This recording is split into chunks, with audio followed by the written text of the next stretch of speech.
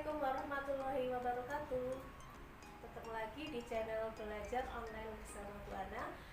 Untuk kesempatan kali ini kita akan belajar tentang IPA, khususnya untuk materi IPA kelas 7 SMP. Nah, untuk IPA yang akan kita bahas pada hari ini adalah IPA pada materi yang pertama, kelas 7 semester 1. Nah, karena kita baru masuk kelas 7, jadi untuk materi IPA-nya kita masih materi yang ringan-ringan dulu ya, materi yang awal-awal dulu. Oke, apa yang akan kita pelajari pada hari ini? Yang akan kita pelajari pada hari ini adalah objek IPA dan pengamatannya. Jadi yang akan kita pelajari adalah objek IPA dan pengamatannya. Apa sih yang akan kita pelajari dari objek IPA dan pengamatannya? Ada dua istilah di sini, ada objek IPA dan pengamatan. Oke, kita langsung saja masuk ke materinya ya. Nah, apa sih IPA? Tentu kalian ketika dulu kelas 6, kelas 4 atau kelas 5 SD, terutama di SD ya, dulu pasti sudah mengenal yang namanya IPA, IPA. Apa itu IPA? IPA kalau dalam bahasa disingkatnya adalah ilmu pengetahuan alam. Ya betul ya, ilmu pengetahuan alam. Kira-kira apa ya yang dipelajari dalam IPA? Ilmu pengetahuan alam. Kurang lebihnya adalah terkait dengan alam. Nah, coba diperhatikan gambar tersebut ya. Pasti kalian kenal semua gambar ini. Ini adalah gambar es krim. Coba diperhatikan. Apa yang terjadi dengan es krim tersebut? Ya, yang terjadi dengan es krim tersebut, coba diperhatikan gambarnya. Di situ adalah es krim yang dikeluarkan dari kulkas, kemudian kalian pegang dan lama-kelamaan akan meleleh, gitu ya. Nah, kira-kira kenapa ya kok bisa es krim ini meleleh ketika kita pegang dan ketika kita diamkan? Oke. Nah, dari permasalahan tersebut, bagaimanakah cara kita untuk mempelajari berbagai peristiwa yang ada dalam kehidupan sehari-hari? Apakah kalian pernah berpikir, oh iya, ternyata es krim itu bisa meleleh kalau dikeluarkan dari kulkas. Ketika di dalam kulkas atau freezer, es krimnya tetap beku, misalnya seperti itu. Nah, dari kejadian-kejadian seperti itu, diharapkan kita itu dapat menemukan cara bagaimana kita menyelesaikan suatu permasalahan. Nah, coba diperhatikan. Kalau kalian punya masalah kayak tadi, kenapa ya kok es krim itu meleleh? Nah, apakah hanya ilmuwan yang bisa menyelidiki? Apakah hanya ilmuwan saja yang bisa menyelesaikan masalah tersebut? Apakah kalian tidak bisa? Jawabannya adalah kalian bisa ya. Semua dari kalian itu bisa jadi ilmuwan, bisa menyelesaikan masalah-masalah yang ada dalam kehidupan sehari-hari. Contohnya banyak sekali, salah satunya adalah tadi es krim itu ya. Nah, bagaimana caranya? Caranya adalah dengan kita melakukan yang namanya penyelidikan IPA atau penyelidikan ilmiah.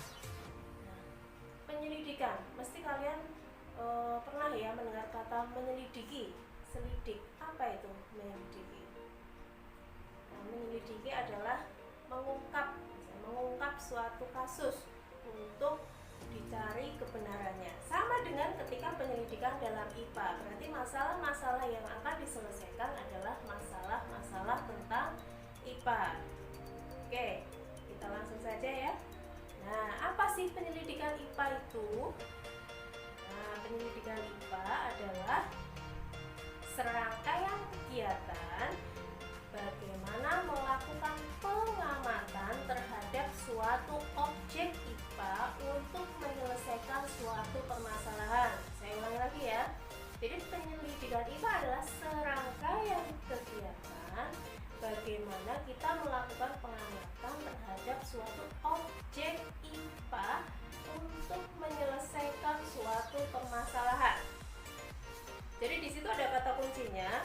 Penyelidikan itu adalah serangkaian kegiatan. Jadi merupakan kegiatan. Ya, kegiatan apa? Kegiatan pengamatan. Apa yang diamati? Yang diamati adalah objek IPA. Kenapa kok objek IPA itu diamati? Dengan tujuan untuk menyelesaikan suatu permasalahan. Nah, dari apa yang tadi definisi dari penyelidikan IPA, maka kalian akan tahu apa saja sih objek IPA itu. Nah, tadi katanya mengamati suatu objek IPA. Nah, sekarang apa sih objek IPA itu? Nah, kita bahas sekarang ya. Nah, objek IPA adalah seluruh benda yang ada di dalam alam semesta, alam sekitar boleh, dengan segala interaksinya untuk dipelajari pola-pola keteraturannya. Jadi yang namanya objek IPA adalah segala sesuatu yang ada di alam, yang ada di bumi, yang ada di tanah, di antariksa. Pokoknya segala sesuatu yang ada di alam dengan segala pola interaksinya yang dipelajari dengan pola-pola keteraturannya. Nah, kita harus selalu bersyukur ya bahwa Allah itu menciptakan segala sesuatunya dengan pola yang sangat teratur. Misalkan setiap pagi matahari itu terbit dari sebelah timur, tenggelam di sebelah barat. Ya, besok kembali lagi matahari dari timur, kemudian tenggelamnya di barat. Bulan keluarnya malam hari, kalau siang bulannya istirahat gitu ya, ibaratnya seperti itu. Jadi kalau ada ketidakteraturan yang terjadi di bumi, maka saya yakin keseimbangan di alam ini juga akan terganggu. Jadi kita harus senantiasa bersyukur kepada Allah bahwa apa yang telah Allah ciptakan itu sudah sangat teratur ya, dari hal yang paling kecil sampai hal yang paling kompleks. Oke, apa saja coba sekarang objek IPA? Karena tadi segala sesuatu yang ada di alam ya, coba kita perhatikan. Nah, objek IPA itu yang pertama adalah biotik ya. Ini biotik adalah makhluk hidup ya, biotik hidup. Biotik adalah makhluk hidup. Contohnya apa? Contohnya kita, manusia, hewan, tumbuhan, kemudian kecil-kecil, bakteri dan lain sebagainya, itu termasuk objek IPA yang biotik. Kemudian selain biotik ada lagi objek IPA adalah abiotik. Nah, biotik contohnya apa? Banyak selain makhluk hidup ya. Ada batu, tanah, kemudian udara, kayu, dan lain sebagainya. Kemudian ada juga objek IPA yang makroskopik. Nah, makro itu artinya besar, jadi ukurannya besar. Misalnya planet, bulan, bumi, matahari, dan lain sebagainya, yaitu objek IPA yang makro. Kemudian ada juga objek IPA yang ukurannya mikroskopis. Mikro itu kecil ya, jadi tidak bisa kita melihat dengan mata telanjang. Contohnya apa? Contohnya kuman, bakteri, dan lain sebagainya. Ya, itu tadi adalah objek IPA. Jadi segala sesuatu yang ada di alam yang dapat dipelajari itu namanya objek IPA. Nah, selanjutnya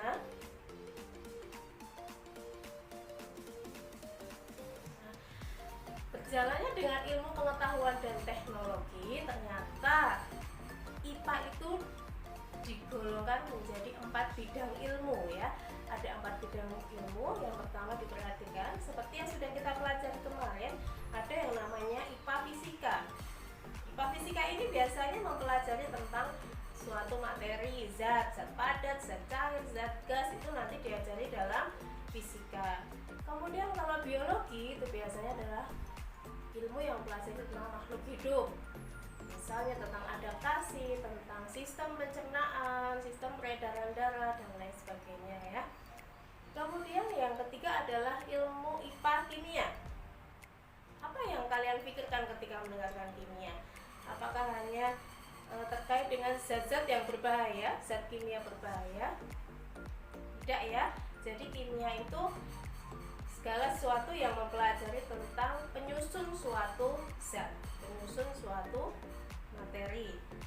Kemudian yang berikutnya adalah bumi dan antariksa. Nah, ini yang kita pelajari di mungkin bab tata surya gitu ya. Jadi bumi dan antariksa dan semuanya. Itu tadi bagian-bagian dari IPA. Kemudian dalam kita melakukan penyelidikan IPA ada 3 tahapan ya. Jadi ada 3 tahap dalam kita melakukan penyelidikan IPA. Yang pertama adalah pengamatan. Jadi kalian menyelidiki itu bisa dengan yang pertama langkahnya adalah pengamatan. Apa sih pengamatan? Pengamatan itu melakukan observasi untuk mengumpulkan sejumlah data. Jadi ketika kita menemukan suatu masalah, kita dapat menyelidiknya dengan mengamati, dengan melakukan pengamatan. Kemudian yang kedua adalah apa? Interferensi. Apa itu interferensi? Interferensi adalah merumuskan penjelasan dari hasil pengamatan. Jadi pengamatan yang sudah kita lakukan tadi, kita susun, kita rinci, kemudian kita rumuskan hasilnya. Misalnya tadi ya, es krim yang meleleh, kita amati, oh ternyata suhunya panas, oh bentuknya padat atau cair dan lain sebagainya. Nanti kita rumuskan menjadi satu, kenapa es krim itu meleleh. Nah, setelah kita melakukan interferensi, kita akan menemukan hasilnya. Nah, hasilnya berupa apa? Hasilnya berupa data. Setelah itu hasilnya diapakan? Hasilnya kita komunikasikan ya, kita sampaikan. Bagaimana caranya mengkomunikasi? Komunikasinya bisa dengan menulis, dengan tulisan, atau dengan secara lisan, disampaikan secara langsung. Kalau tulisan bisa dalam bentuk tabel, bisa dalam bentuk grafik atau makalah dan lain sebagainya. Jadi cara komunikasi, keterampilan berkomunikasi itu macamnya ada banyak. Itu tadi ya tahapan dalam penyelidikan. Nah, kita langsung masuk ke bagaimana cara kita melakukan pengamatan. Nah, coba diperhatikan. Nah, pengamatan dapat dilakukan dengan 2 cara. Yang pertama adalah pengamatan secara kualitatif. Pengamatan secara kualitatif adalah pengamatan yang memanfaatkan atau menggunakan alat indera. Jadi indera kita ada panca indera ya, ada mata, hidung, telinga, kulit, ya, lidah, itu bisa digunakan untuk mengamati semuanya. Nah, hasil dari pengamatan yang kita lakukan dengan alat indera namanya adalah pengamatan kualitatif. Misalnya nih, kamu melihat temanmu, oh kulitnya sawo matang, rambutnya ikal, kemudian apa lagi? Hidungnya mancung dan lain sebagainya. Itu bisa kalian amati dengan indera penglihatan. Nah, yang kedua pengamatan apa? Yang kedua adalah pengamatan kuantitatif. Pengamatan dengan menggunakan alat ukur. Kalau tadi pengamatan kualitatif, hasilnya adalah tidak menggunakan satuan-satuan pengukuran, sedangkan kalau kuantitatif itu hasil pengamatannya adalah dengan menggunakan satuan pengukuran. Misalnya seperti ini. Ini sedang mengukur tinggi badan anak. Hasilnya apa? Tinggi badannya adalah misalkan 130 cm. Jadi harus ada satuan pengukuran itu untuk pengamatan kuantitatif. Ya, itu adalah 2 cara bagaimana kita mengamati. Kemudian, nah, supaya penyelidikan kita itu bisa diakui, bisa disusun secara sistematis, bisa dilakukan secara terstruktur gitu ya, nanti hasilnya bisa dikomunikasikan dan dipublikasikan misalnya, maka kita dapat melakukan yang namanya metode ilmiah. Nah, jadi metode ilmiah itu salah satu bagian dari pengamatan atau penyelidikan ilmiah. Apa sih metode ilmiah? Nah, diperhatikan ya, metode ilmiah adalah proses keilmuan untuk mendapatkan pengetahuan dari pemecahan masalah untuk mengetahui penyebabnya secara sistematis ya.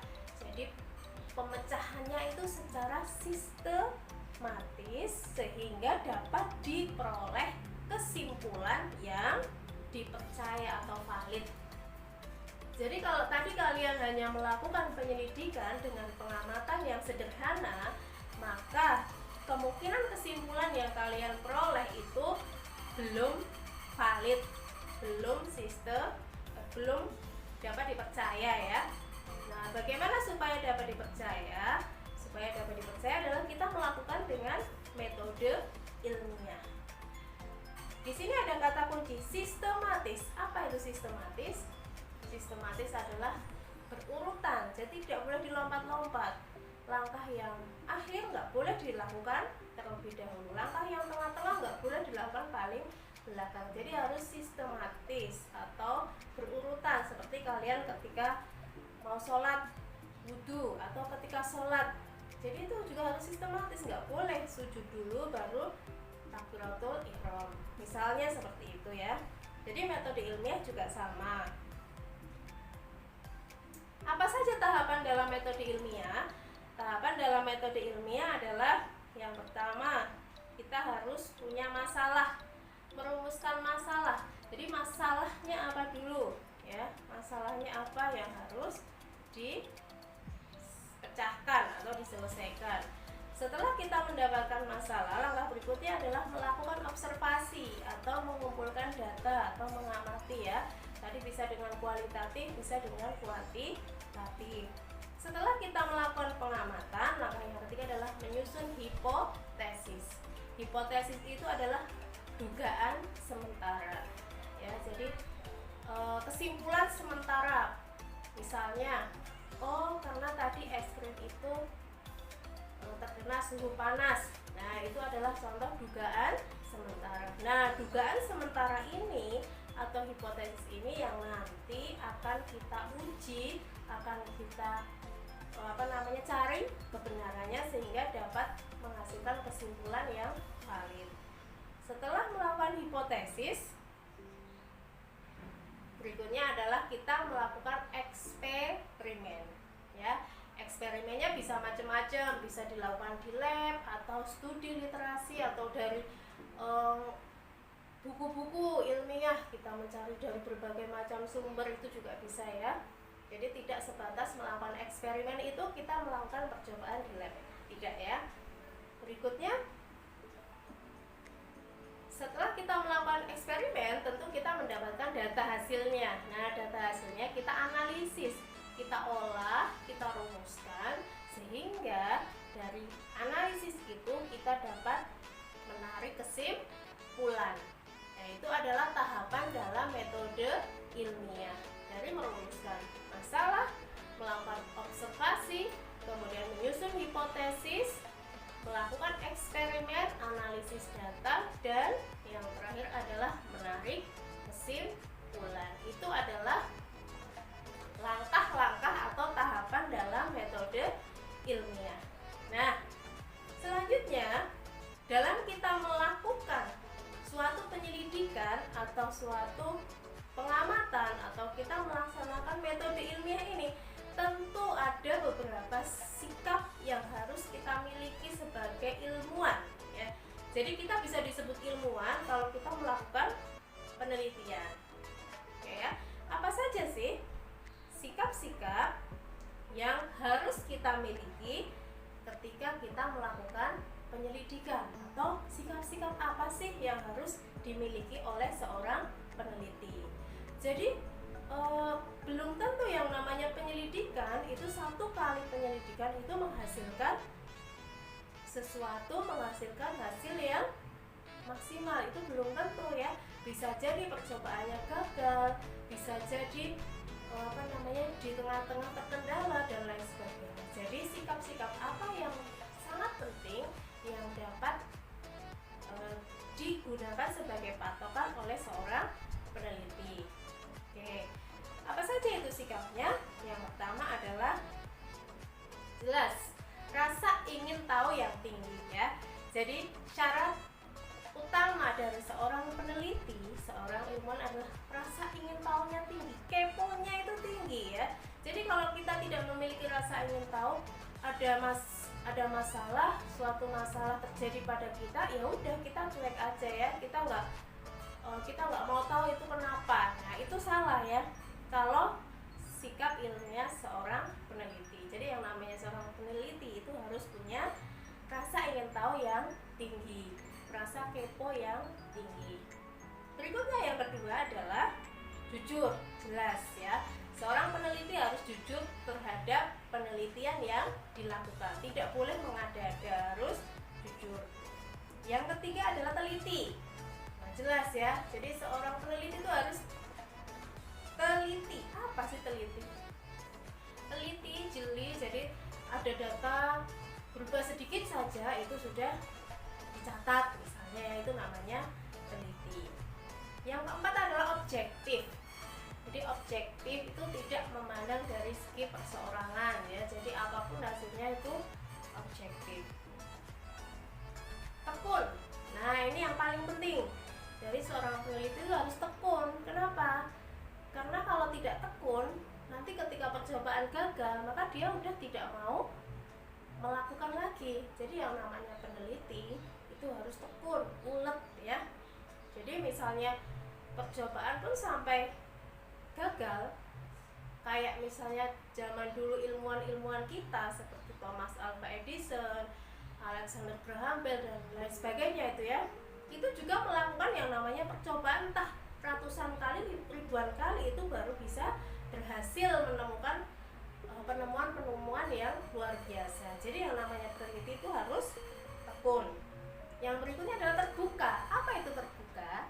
Jadi terbuka adalah seorang peneliti itu harus mau menerima masukan dari mana saja. Jadi tidak menutup kemungkinan ada kritikan, saran, itu harus diterima oleh seorang peneliti. Kemudian yang terakhir adalah tanggung jawab, jelas ya. Jadi peneliti itu harus tanggung jawab terhadap apa yang dia teliti, apa yang dia lakukan, apa yang dia kerjakan, itu harus bertanggung jawab. Oke, setelah kita tahu sikap-sikapnya, sekarang apa sih sebetulnya manfaat kita untuk belajar IPA? Nah, apa sih manfaatnya ketika kita harus melakukan penyelidikan IPA? Manfaatnya adalah yang pertama, bisa memahami berbagai dasar hal di sekitar kita. Jadi kita akan tahu berbagai banyak hal yang ada di sekitar kita. Yang kedua adalah kita mampu menyelesaikan masalah ya. Yang ketiga ini adalah berpikir logis dan sistematis. Dan yang terakhir adalah meningkatkan kualitas hidup. Jadi mungkin dengan penyelidikan kita akan dapat meningkatkan kualitas hidup kita, dapat memperbaiki dari masalah-masalah yang kita hadapi. Nah itu tadi yang kita pelajari adalah yang pertama tentang penyelidikan IPA, kemudian langkah-langkahnya apa saja, terus lagi ada metode ilmiah, kemudian sikap-sikap ilmiah yang harus dimiliki oleh seorang peneliti, kemudian yang terakhir adalah manfaatnya apa sih yang dapat kita ambil dari belajar tentang penyelidikan IPA. Oke. Nah, untuk pembelajaran kali ini jadi hanya sampai di sini ya. Jadi untuk materi selanjutnya nanti kita akan bahas di video yang berikutnya. Terima kasih atas perhatiannya. Semoga video ini bermanfaat. Jika bermanfaat boleh di-share ke rekan-rekan kalian. Tetap semangat belajar. Semoga apa yang saya sampaikan bisa memberikan manfaat. Saya akhiri. Wassalamualaikum warahmatullahi wabarakatuh.